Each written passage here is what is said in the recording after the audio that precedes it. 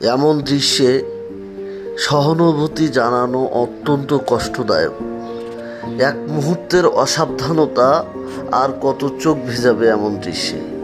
দেখো, একটা ছোট প্রাণ যার মুখে এখনো হাসির মানে ঠিক বোঝেনি, আর কোলে সেই মানুষ যিনি হারিয়েছেন জীবনের এক টুকরো আলো।